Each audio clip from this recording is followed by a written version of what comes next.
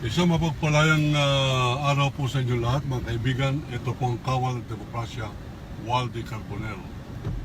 Bismillahirrahmanirrahim sa ating po mga kababayan sa buong Pilipinas. Mga kaibigan, mukhang marami pong tumatawag sa akin. Wala pong pahinga ang aking pong telepono at gayon din po ang aking pong computer. Na napakarami po nagtatanong at umuukil-kil hinggil po doon sa aking expose sa di umano ay premature or pre-planned, matagal ng plinano ng pagre-reject ng ABS-CBN franchise. Ako po ay naninindigan diyan na ako ay kinukuha bilang editor-in-chief ng news department ng bagong tinatag, yung bagong tatag na papasok sa ilalim po ng Duterte blessing or administration, ang tinatawag po nilang Dragon Broadcasting Network. Yan po ay pag-aari ng mga inchik. At ang pakilala po sa akin, ito po ay inarrange po ng mga kaibigan po nating abogado, na kaibigan din po ng abogado ng Carbonell Law Office, na kumaari daw makausap ako ng isang mataas na opisyal na Pilipino ng network na ito. Ang Pilipino na ito ay dati pong Public Relations Officer ng Philippine Airlines, kaya niya po ako kilala. At ngayon, siya naman po ang Public Affairs, Vice President for Public Affairs nito pong Dragon Broadcasting Network. At ako po ay kinukuha bilang Executive Editor-in-Chief ng News Department. Mataas pong official yan, mataas pong position yan. At ako po ay aminin ko na I feel flattered sapagkat tayo po ay kanilang inimbestiga at di umano ang ating kwalifikasyon bilang dati pong dean ng college, dati pong professor po sa Polytechnic University of the Philippines ng Mass Communication Center, at tayo po ay kasalukuyang author ng isang libro na ang pamagat po niyan ay A Country Run Like Hell. Ako po ay dating black timer din sa ABS-CBN News Channel. At yan po yung ANC Waldy Carbonell Report. Maraming taon na po nagdaan. Yan pong aking pinaninindigan ngayon na broadcast ko po yan dito sa istasyon na ito, DWBL. Ngunit ito po ay naka-live stream sa Facebook at YouTube. Kaya po, nung na-reject at pinagtulong-tulungan na ibagsak ng mga congressman sa ilalim ni Rodrigo Roa Duterte, ito pong prangkisa to renew the franchise of ABS-CBN, abay naging viral po yung aking March 6 pa po yan. Yung nagkaroon po sila ng botohan last week lamang. Ibig sabihin, 4 months ago, binulgar ko na po yan, at syempre, wala pong nakinig at wala pong nag-react. Ngayon, napatunayan nila na totoo pala na yan ay pre-planned o dati na pong plano na ibagsak o i-reject yan pong ABS-CBN. At ito nga po ay it came as no surprise to me. Ang ibig ko po sabihin ay hindi po ako na-surpresa sapagkat ako po mismo in person yung kinukuha po nilang editor-in-chief ng bagong Chinese network na ito, na ang pangalan na parang pakilala po sa akin ay Dragon Broadcasting Network. Yan po, Dragon Broadcasting Network. Yan po yung pag-aari po na inchik at aking pong question. Ang sabi ko, paano kayo magkakaroon ng prangkisa? Bawal na ang dayuhan. Ang sabi, basta ginusto ng Malacanang, mangyayari yan. At sapagkat kami naman ay meron ng blessing, buo na kami. Kulang na lamang sa amin ang editor-in-chief. Kakoy, bakit ako? Sapagkat talaga namang ikaw ang pinaka-qualified sa lahat ng aming nakita ngayon sa lawak ng iyong karanasan. Natuntun namin ang iyong resume na ikaw ay naging only Filipino journalist na nag-cover ng US invasion ng Baghdad, the only journalist na nag-Hungary strike, nanindigan laban sa martial law, and the only journalist na nagsalita sa unang araw ng EDSA katabi si Fidel Ramos, General Fidel Ramos. I feel flattered kasi ibig sabihin, Eh marami po kasi nagsasabi na mga DDS na ako raw po ay walang pinag-aralan kasi nagsunog ako ng kandil ng bandera ng China sa harap ng Chinese Embassy. Pinapahuli po ako sa mga pulis. Sabi, krimen yan. Meron pa pong isang nagsabi, below the belt yan. Bakit niya susunugin ang bandera na may bandera? Abay, ang sabi pa po na iba, siguro standby lang yan o baliw lang yan. Ako po inamin ko na kabaliwan nga yung aking ginawa kung ang kabaliwan ay pakikipaglaban sa China. Ito pong mga congressman na ito ay akin pong kinuha mga pangalan sapagkat hindi po matatapos ngayon ang laban po diyan. Ako po ay susulat sa ilalim po ng Magnitsky Law upang sa ganun ay i-ban nila sa kanilang mga bansa. Ito pong mga traidor sa against press freedom ng mga congressman. Ito po ang mga pangalan. Ito po ay akin pong isasubmit doon po sa sa ilalim ng Magnitsky Law sa European Embassy, European Union sa iba't ibang bahagi ng Europa under the Schengen Union. Ako po ay magsasubmit din formally sa United Nations. Isasubmit ko rin po sa US Embassy at hihilingin ko na pagbawalan na arugain o papasukin sa kanilang bansa itong mga traidor na ito sa demokrasya ng Pilipinas. Ito po ang pangalan ng mga congressman na ito. Number 1, 70 po sila. Pasensya na kayo. Romeo Abu, Cyril Abueg Zaldivar, Gil Acosta, mga congressman po to.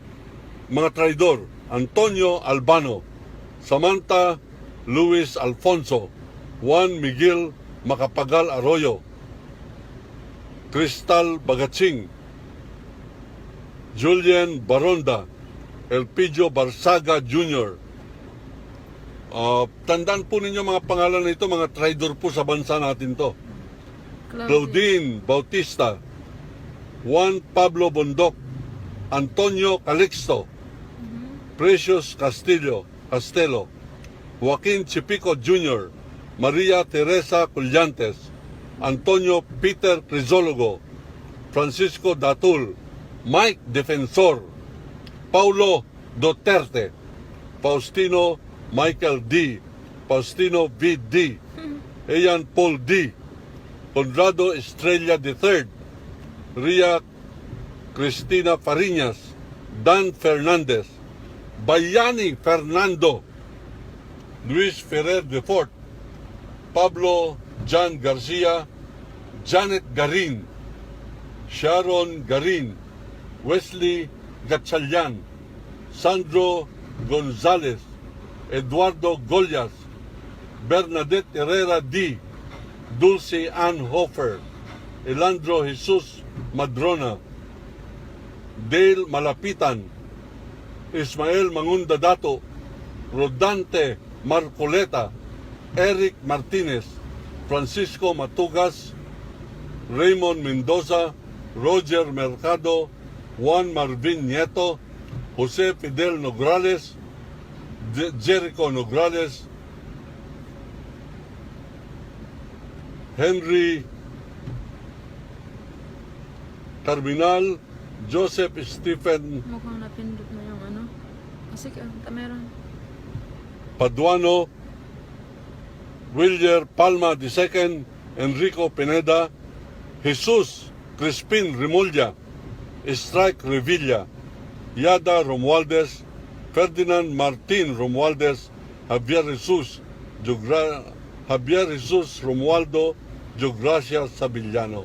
Yan po yung 17 na mga kongresistang bumoto na i-reject o ipasara na ang ABS-CBN. Sa mga katuwid, mga kaibigan, eto mga ito, hindi po natin maisipan na magduda sapagkat naggumagapang po masyado itong mga bagong miyembro ng Chinese TV network na Dragon Broadcasting Network at ginagapang po nila yung pong mga congressman. Kung ginagapang po nila yung isang mandirigma o aktivista na pareho ko at ang kanila pong ibibigay ay napakalaking sweldo 1 million minimum a month. Abay, di mas lalo pong madaling lapitan na itong mga buhaya ng Congress sa pangunguna po nitong sila Marcoleta, Remulla, yung po mga binasa ko. Abay, lahat ng mga pangalan po nito, 970, ito yung akin pong uulit-ulitin at meron po ako ngayong pangatlong libro na sinusulat at akin pong i-immortalize habang buhay ay malalaman po ng sambayanang Pilipino ang mga traidor na congressman na ito. Ito po ay hindi natin titigilan sa ngayon at tayo po itutulong dyan po sa pagbabalik ng ABS-CBN. Hindi po yan permanenteng masasara sapagkat meron pong batas na nagsasabing kayang ibalik ng taong bayan ang prangkisa ng ABS-CBN. Makinig po kayo mabuti sapagkat ito po ay batas. Meron po tayong batas hinggil po rito at ang ating pong Wala. ipapagpatuloy ang ating pong laban upang sa ganun ay maibalik po natin. Alam po ninyo, itong ginawa ng mga congressman ito, yung 70 na yan po ay kumpas ni Duterte. Hindi na po tayo magmamaang-maangan na magbubulag-bulagan, magtatanga-tangahan na ang mga congressman ay meron pong sariling paninindigan. Panay buhaya po yan. Kung may gusto magdemanda sa akin, tinatawag ko po, walang exemption. Lahat ng mga bumoto laban sa ABS-CBN, mga buhaya at traidor at mga korap na opisyal. Nakakadiri sapagkat meron po tayong mga gumagawa ng batas ng mga korap at ito po ay hayagan na sinasabi ko. Ito ako, si Waldy Carbonell, i-demanda ninyo. Pag mali po itong aking sinasabi, pag ito po ay fake news, i-demanda po ninyo ako sapagkat paninindigan ko ito. Hindi fake news na lahat ng mga bumoto dyan, mga questionable, mga apelyido, Pariñas, Remulla, Mike Defensor, mga apelyido po yan, mga buhaya nung araw pa. Nakakahiyang mga dugo, nakakahiyang mga lahi. At meron po tayo ngayon ginagawa upang sa ganun ay mabuhay itong kanilang pangalan. Akin pong i-immortalize. Ang ibig po sabihin immortalize ay hindi na po mabubura o makakatkat pa sa alaala ng sambayan ng Pilipino itong 70 na mga traidor na ito. Kung nung araw meron po tayong 13 martires dyan po sa Cavite, ngayon meron po tayong 70 mga buhaya na hindi lamang mga duwag, hindi lamang mga bugok, kundi mga traidor sa sambayan ng Pilipino. At ito po'y tinatawag na congressman. At ginagawa pa nating kagalang-galang, honorable. Paano naging honorable? Yung mga nagtampalasan sa ating pong kalayaan, pamamahayag. Bilang mga congressman, hindi sila nagiging mambabatas. Sila ay mga tagatahol. Sila ay nagsisilbing berdugo ng berdugo at terorista ng pangalan ay Rodrigo Roa Duterte. Ay, kung fake news po yan, ayan, naninindigan po ako. Hindi naman po tayo nagtatago. Katunayan nga, nandito tayo ngayon sa karsada, hayagan. At naghihintay tayo. Pag tayo iambusin, lalaban po ako. Pag ako'y kakayanan wala po akong magagawa. Lalabanan ko po yan kahit nag-iisa tayo. Sapagkat wala ng pag-asa ito bansang ito sa ganitong mga uri ng congressman. Kakatawang alam to Nakakaiyak. Dito sa mga bunyog o sino pong mga nakikisa sa ABS-CBN, ipagtanggol natin, huwag tayong matatakot. Darating dyan yung mga DDS para manggulo. Ayan ay ABS-CBN, meron po tayong mga pinaglalaban na sagrado. Yan ang ating kalayaan ng pamahayag. Manggugulo DDS, bugbugin natin. Mangunguna ako, pupunta po ako dyan. Bugbugin natin, samahan ninyo ako. Bugbugin na natin ito mga tanga at mga barumbadong DDS na ito na manggugulo sa ating hanay. Abay, labanan na po natin, gera na kung gera. Civil war na kung civil war. Bugbugin po natin ito mga manggugulo na ito sapagkat tampalasan na ito. Hindi na pwede yung tayo na lamang naapi. Kaya lang, kinakailangan po binubdin tayo ng konting tubig. Sige, diretso lang. Wala yan. Text lang yan. tayo po yung magpapatuloy. Alam po ninyo, hindi lamang mga congressman ang mga nagtatampalasan po sa ating bansa, pati mga judges. Akalain ninyo, nabalitaan ko itong isang judge, itong Judge Villanueva yata ng Manila, pinakawalan niya yung isang ninja cop ng pangalan po ay Aliaga. Hindi po ba ito dapat ay sang-ayon doon sa pinangako ni Ginoong Duterte na lalabanan ang droga? Ito po yung mga ebidensya na panay kabulustugan lamang yung mga pinangako ni Ginoong Duterte. Yung pakikipaglaban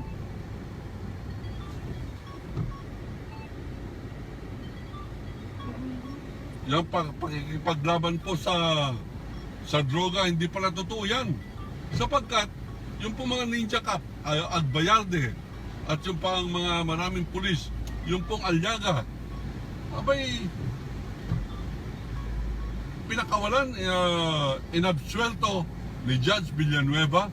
Itong Judge Villanueva ng Manila, mga kaibigan, landmark case po yan sapagkat yan ay nahuli na isang pulis ng Pilipinas PNP na nagbebenta, nagre-recycle ng mga inuulit at binibentang muli ng pulis sa ilalim ng pamamahala ng anti-drug war ni Ginoong Rodrigo Roa Duterte.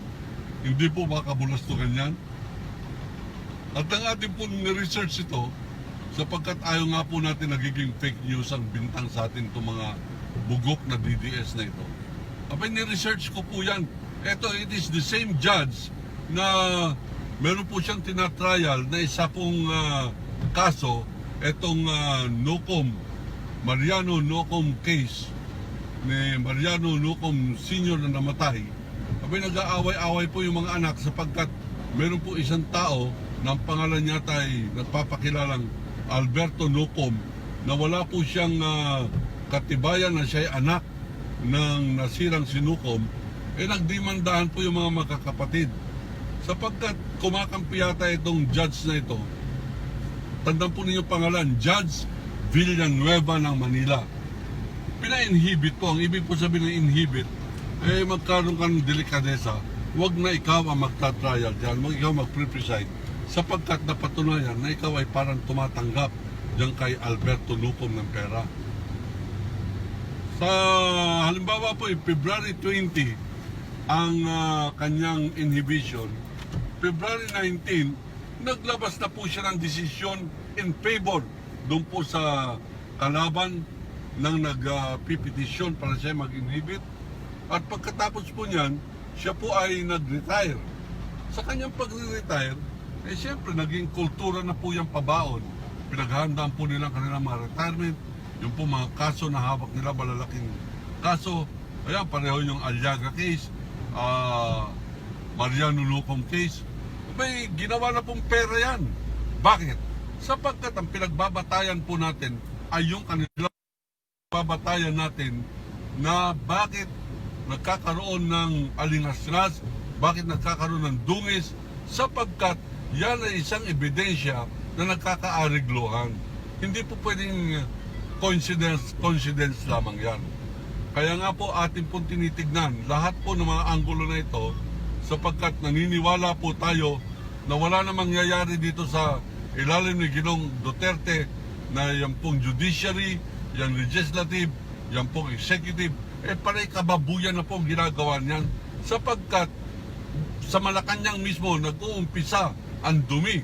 Diyan po nag-uumpisa ang pusali, diyan nag-uumpisa ang krimen. Kaya po lahat ng mga sangay ng gobyerno ay nabababoy, lahat ng sangay ng lipunan ay nagkakaroon po ng kababuyan at kawalan na po ng paggalang sa batas. Sapagkat yan po ang nauso ngayon. There is no more decency in government, there is no more sanity in government. Kaya nga po, bago po magsona, inuulit po natin yung ating pong challenge o hamon sa kanila na makipagdebate sa atin.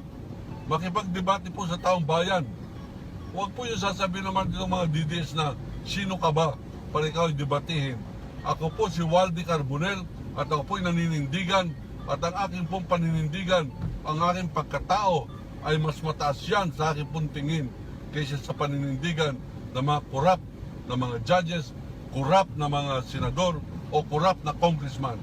My qualification is in my reputation as a citizen na hindi po tayo korap, hindi po tayo mukhang pera, hindi po tayo basta natatakot o nasisilaw sa mga matataas na pwesto, maging ambassador to China, ambassador to this, ambassador to that, at magsisip-sip ka sa Malacanang, ipapagbili mo ang iyong prinsipyo, maging ambassador ka lamang o maging spokesman ka lamang ni Ginoong Duterte. Nakakapandiri po yan. Isang professor ng UP, University of the Philippines, na naninindigan laban sa China, ang pangalan po ay Harry Roque.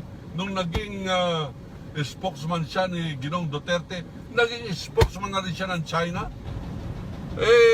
Sabihin ninyo, inahamon po nga si Duterte ng debate. Pero sapagkat medyo hindi po edukado yan, edi padala niya yung magaling mag-English. Yan, si Panelo, si Roque, si Locsin. At ang aming pong pagdidebatihan, resolved that the Duterte administration has achieved its campaign promises of good government, good governance. Ayan po ang ating pong proposition. Affirmative sila. Negative po ako. Ibig sabihin, papabulaanan ko yung kanilang sinasabi, pero meron silang karapatan magsabi at meron din dapat akong karapatan na magsabi. Yung pong sinasabi ng mga taga-tahol ni Ginoong Duterte, sino ka ba? Bakit ka papatulan? Ako ay isang mamamayan na nagbabayad ng buwis. Ako isang mamamayan na walang dungis sa pagnanakaw. Ako isang mamamayan na hindi kasama dyan sa mga patayan, hindi kasama sa droga, hindi kasama sa pagiging alipin ng mga masasamang tao na pareho po ni Duterte. Aba, yan po ay mataas sa kwalifikasyon kaysa po sa korap na kasapi ng 70 crocodile congressmen. Mas mataas po pagkatao natin dyan kaysa sa isang judge na pareho ni Judge Villanueva ng Manila na nag-retire na kumuha muna ng pera sa mga kaso niya. Mas mataas po ang pagkatao natin dyan. At dahil po sa taas ng ating pagkatao, I dare challenge Ginoong Duterte person for person sa bawat himay-may nating pagkatao. Tignan na lamang natin kung sino mas marangal. Presidente ka. Ano kang klaseng presidente? Presidenteng traidor, presidenteng duwag, presidenteng kriminal, presidenteng mamamatay tao. O ano? Ito mukha ko. Ito ako nagsasabi. Gusto nyo kong takutin, anti-terror law? Basura yung anti-terror law. Pitpitin, sunugin. Sapagkat yan ay illegal. Laban yan sa ating saligang batas. Yan ay sindihan natin ng gasolina dyan mismo sa Mindiola at ating sunugin yung anti-terror bill. At paghahara-hara yan si Duterte, siyang gawin nating panggatong upang sa ganun muli na namang mamukadkad ang bulaklak ng kalayaan sa ating pong bansa. Ayan po ang ating pong pinaglalaban. Ngayon, yung mga nag-question sa akin, ano raw kwalifikasyon ko? Kung gusto ninyo, tumayo kayo kahit saan at tayo ay magdebate. At yung nagsasabi, nakakotse ka lang, sila ay nasa Malacanang, puntahan mo kung matapang ka. Opo, sige, pupunta po ako, imbitahin lamang nila ako. Ayoko naman pupunta ako rin, tapos nakakandado, tapos daming barbwire. Paano, sino kausap ko ron? Pulis. Hindi ko naman po ka-level yung pulis. Karamihan ng mga pulis na yun, mga drug addict. Karamihan po ay hindi po natin nilalahat. Meron din siguro matino at ating po titignan yan. Baka may matino, bibigyan po natin ng medalya sapagkat bibihira na ang matinong tao sa gobyerno ni Duterte. Yan po ngayon ay ating pong pinananawagan. Kung ito pang magrarally sa Merkules, dyan po sa ABS-CBN, guguluhin ng DDS, pupunta po ko riyan. Pangungunahan ko, bugbugin natin yung mga manggugulo sapagkat yan ay ating karapatan to peaceably assembly to seek redress from government at the time of gross injustice. Sa kawalan ng katarungan, tungkulin natin lumaban, tungkulin natin manindigan. At kung tayo maninindigan, tayo bababuyin, tayo ay lulusubin ng mga DDS, bugbugin natin, sipahin natin yan, batutahin natin yan. Huwag na po tayo magpapaapi sapagkat karapatan po natin manindigan. It is a sacred duty to make a stand for justice, freedom, and democracy. Yan po ang ating pong paninindigan. Yan po ang aking pong mensahe at aking pong inuulit. Yan pong aking pinaninindigan ng March 6. Pwede po ninyong i-search yan sa YouTube. March 6, Kawal ng Demokrasya. Yan po ang aking sinabi na ako po ay kinukuha bilang editor-in-chief, nire-recruit ng bagong TV station na papalit doon sa vacuum, pupuno doon sa vacuum o doon sa bakante na iiwan sa ere ng ABS-CBN. So, yung nagsasabing fake news, abay, pinaninindigan ko po yan, hindi po fake. Ito po yung Waldy Carbonell, buhay na buhay, oh. Hindi po tayo fake. Wala po tayong, hindi yung mga ibang fake account dyan po sa Facebook. Abay, nakabandera po ang aking mukha dyan. Nakabandera yung po ating sexing katawan. Abay, hindi po tayo nagtatago sa mga anonymous identity o kaya sa mga samahan ng mga siga-siga. Hindi po tayo nagtatago dyan. Iisa lamang po tayo, pero naninindigan po tayo laban man sa isang kampon na demonyo sa ilalim ng demonyong si Rodrigo Roa Duterte. Ako po si Waldy Carbonell, nagpapakumbaba, nagsasabing pasensya kayo pag medyo tumaas po ang ating boses. Sobra na ang pang-aapi. Lumaban na tayo. At ako po ay nagsasabi niyan hindi bilang isang rebelde, kundi bilang isang mamamayan na nagsasabi, sobra ka na, Digong. Umalis ka na riyan sa Malacanang. At huwag na po nating papayagan na tayo po ay aapihin. Huwag natin papayagan natin pong saligang batas ay bababuyin. Ipagtanggol natin yan. Ipagtanggol natin ang saligang batas. Ipagtanggol natin ang bandera. Ipagtanggol natin ang Republika ng Pilipinas laban sa pananakop ng mga injik na kinakampihan ni Rodrigo Roa Traidor Duterte. Ako po si Waldy Carbonell. Allahu Akbar.